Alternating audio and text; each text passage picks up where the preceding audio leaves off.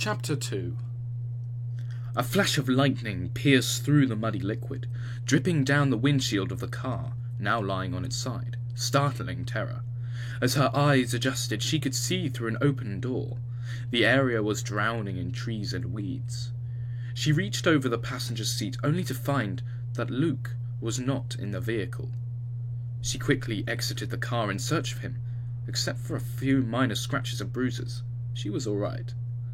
From her vantage point, she could not see the end of the road, so she checked around in the vicinity of the vehicle. As she did, droplets of rain began to fleck on her face, and soon the drizzle became a downfall, followed by a quick burst of lightning and several booms of thunder that illuminated the gloomy sky. Not far from where she was standing, she saw Luke's brewer's hat and began to search in that direction for him. Just then, the sound of helicopter blades began to cut through the darkened silence.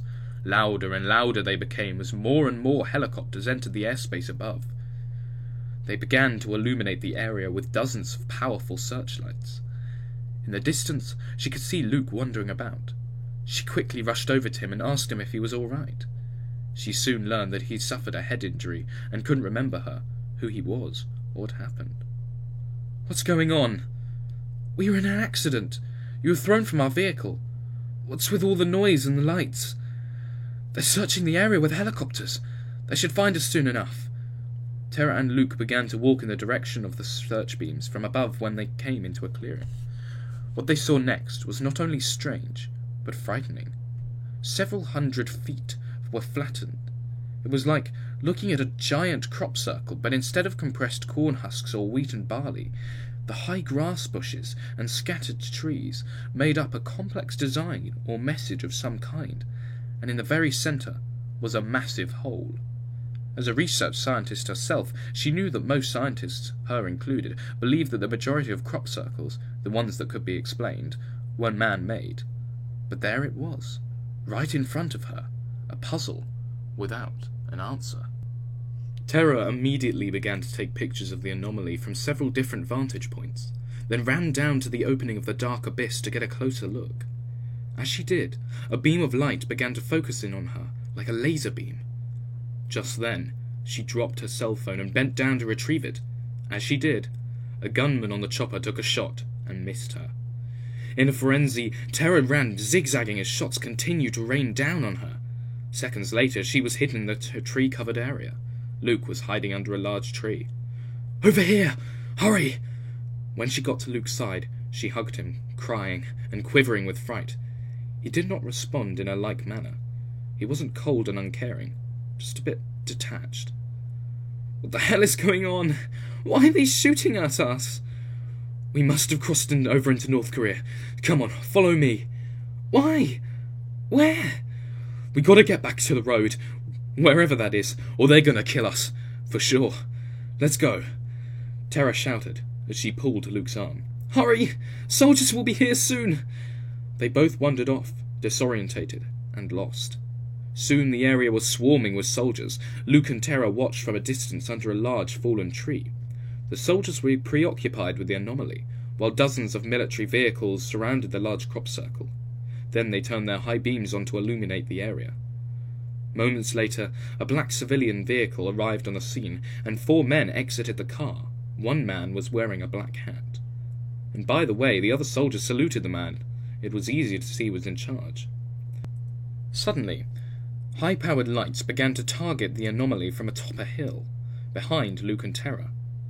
"What are they looking at?" "It's kind of hard to explain. Here, take a look at it on my cell phone," Tara said. "Strange, to say the least. Whatever that is, caused the accident too. I wish I could remember something. Anything." "You will. Give it time. I bet that's the road up there, where the lights are coming from. If you want to go and check it out, I'm ready when you are." "Okay, but we gotta be careful. I don't want to announce ourselves to anyone yet. It's kind of hard to predict how they will react under these circumstances." "I understand. Let's do it." Then, out of their den of safety, they crawled, into the pouring rain, cautiously making their way up the ravine towards the safety of the road. Just then, a shard of lightning silhouetted a grimly gaunt soldier. His eyes were as black and hard as steel, and he was pointing his weapon at them. He was dressed in drab, khaki-green uniform. In a loud, shrill voice he shouted out several commands in Korean. Though they did not understand the words, there was no mistaking what he meant, and they began to walk in the direction that he kept signalling for them to move in. "He's one of them bad guys," Terra said. "How do you know?" "Because he's not speaking English." Unfortunately for Terra, she wasn't moving fast enough. Then, without warning, the soldier slammed the butt of his weapon into Terra's back with brute force, knocking her to the ground. As she lay on her belly like a limp doll, he dragged her, kicked her savagely, as he continued to shout out commands, while pointing in the direction he wanted them to walk. In the melee, Luke's face began to flush with adrenaline, and he charged towards the soldier. But before the soldier could get a shot off, there was an explosion of heat and flames, knocking the soldier to the ground. Terra watched in horror as Luke morphed into Dragon Man, a savage, armoured, reptilian-looking alien. Terra lay motionless, choking back a gurgle in her throat, as if she had seen her own demise.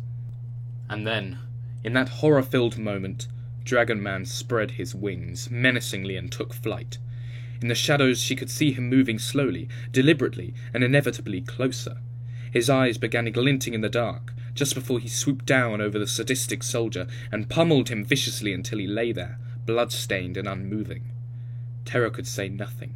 As hysteria took over, she could only stare in awe as Dragon Man transformed back into the love of her life, someone she thought she knew, until now. His actions were so violent, so cold, so automatic. It didn't seem real. Though utterly horrified, Terra kept her wits about her, as well as her urge to scream, and in sheer, raw, unrelenting panic, ran. But as nightmarish as this was, nothing could have prepared Terra for what was still to come, a mystery so profound it could destroy us all.